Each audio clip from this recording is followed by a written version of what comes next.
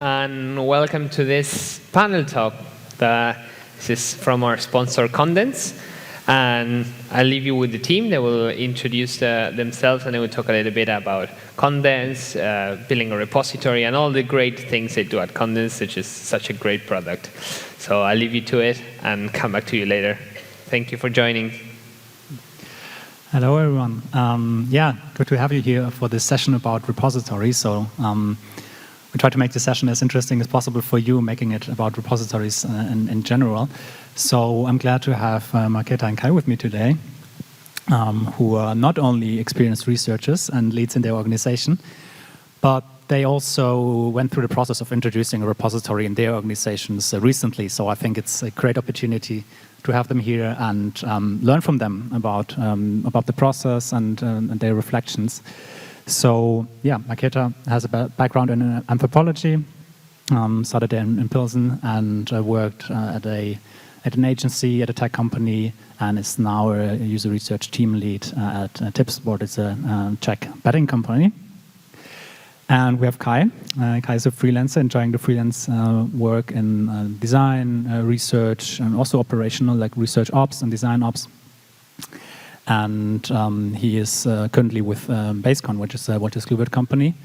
And he's also an instructor in UX design at the UX Academy in Amsterdam. Thank you for being here. You can clap. All right, so let's dive right in. And my first question would be, maybe you can take us back to the time when you first realized what were possible opportunities for you to get a research repository. Were there any pain points that you felt, or situations when you realized maybe a research repository might be something that could help us in our situation? Can you take us back? Yeah, definitely. Thank you for welcoming here. Originally, we were thinking about some tool which would help us with qualitative data analysis. So this was the first need which we needed to solve. And I don't think it was like challenging because, designers, they have Figma or some other tools to make their design, and we are not in Middle Ages, so we need some proper tool to make our work easier. And the benefits of the repository remain after that because we had Jira and SharePoint, but a lot of people were not able to keep in their mind where all the conclusions and reports from the research are. So it was quite a benefit from the Condens that we can store all the results from research in one place and introduce it to our product managers and business analysts and designers so they can use only like full text search and search whatever they need and want, because before that I was like the tool for the full text search, like, Markéta, where is this report from this research, and do we know anything about this, and what the respondents said about this topic. So this is like much easier for us to give those answers. Yeah, similar here. When I basically it was, if you didn't know the right person, you couldn't find the research.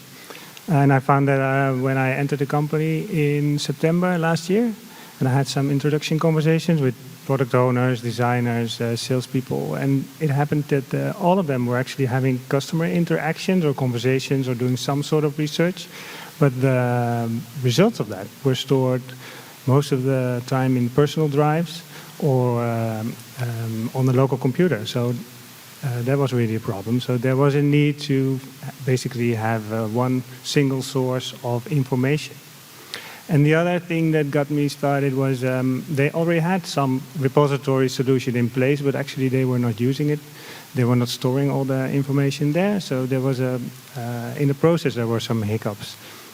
And as a side note, the repository supplier raised the price with 300 to 400%. So there was a real urgent need to find another solution.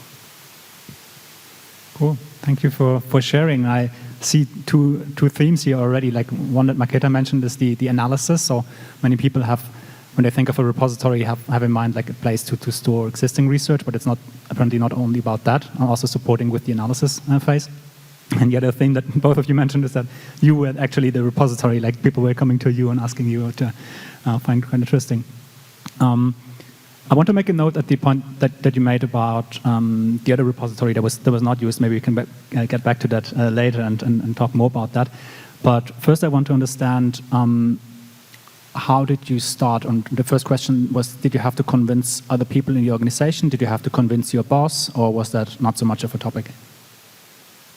Well, the biggest deal was with our information security, because we needed to assure them that it's a safe tool and we're not giving our data to the whole world.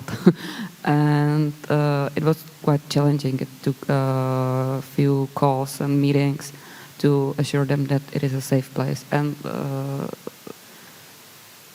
the fact that your residency is in European Union was quite helpful for us. Now, for us, there was not really anybody to convince. There was already a solution in place, so there was budget allocated for that. So that conversation we didn't have to do. And they basically said, well, if you think you need it, then find out what you need and try to implement it. Cool. All right. That was easy done for you? Yeah, definitely. Then how did you actually start? Like, assuming that you understand that there might be a need and you have a rough idea of where you want to go, like how did you start? Did you start to look at solutions? Did you start at documenting your needs in detail? What were your first steps in that process? Want to start again? Well, we started with, I started with reading a lot online because, of course, it's a topic that's been written or talked about a lot lately. And honestly, I wasn't really sure what the company needed. So reading a lot and learned especially that there were a lot of kind of repositories, like a research data repository or insight repository or a library or a list of research, simple list of research. And some of them we had it in place. So we had this Confluence space with templates, process information, policy, etc., sort of a library.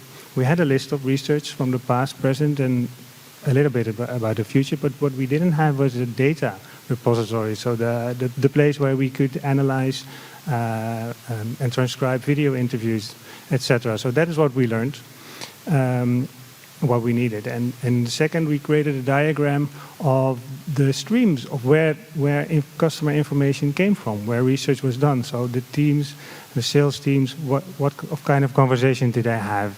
Where did they store that information? How was it shared with the teams? And should that kind of data, for example, get a place in our solution? Cool. Nice, very interesting. Markéta, I know that you've been working on this as a team, so maybe you can share a bit what were your first steps in implementing that process.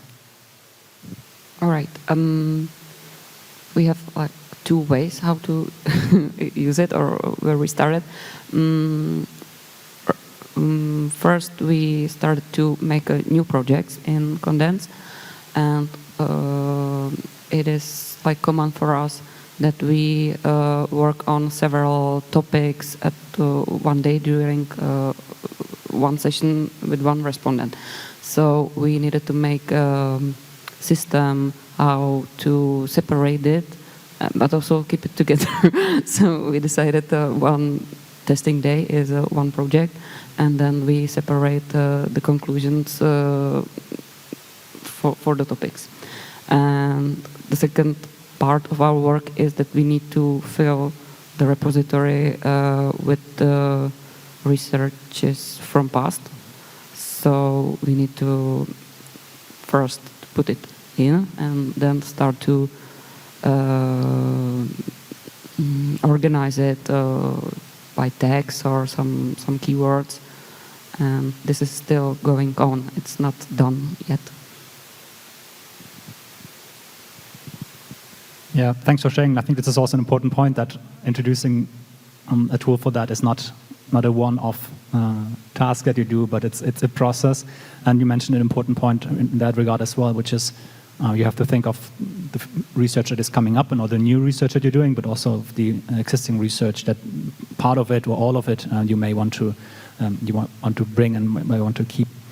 Cool. So I have a pretty good understanding of that. Maybe we can talk about more of the retrospective part now. Like it has been a bit of time that you introduced the tool.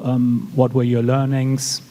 Can you share a bit about what things you, what results came out of that you expected? Maybe you did not expect, things that you've done would do differently today. That's a lot of questions, Alex. Okay. What I learned is that it's really a difficult topic, and it's something that needs a lot of attention from a lot of hours to invest in, and to keep it simple for other people to use it. I think that is my main learning. So we need other people in the team that also spend time on this topic. Basically, I think that is the biggest learning. And one of my learnings is that for me it was important during the early stages to have conversations with all those different suppliers to learn if their product philosophy matched our team philosophy, and so to be sure that the features that are developed in the future will also match your future needs of the team, because it's a lot of work investing in. So if you have to change the tool, that's something you don't like. That's one of the learnings. So learnings is the question. So far, I don't think we have some. We started with one kickoff email that our stakeholders could read and look at it. This is it, and start to use it. It's quite simple.